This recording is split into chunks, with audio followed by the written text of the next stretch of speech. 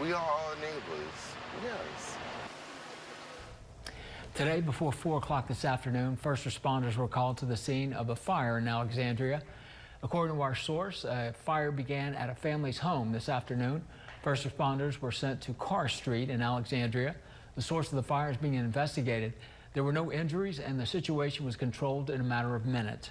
We got to speak with a neighbor who reacted to the scene with surprise, as fires can be strongly destructive for communities, homes, and individuals. That was the first neighbor out here, like, to just make sure everything was okay, like, what's going on? Because for the time being, everything seems to be under control.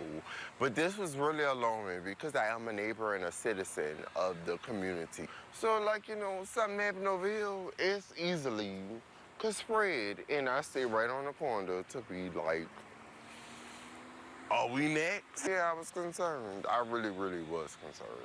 Keep each other informed and stuff like that, because at the end of the day, we are neighbors.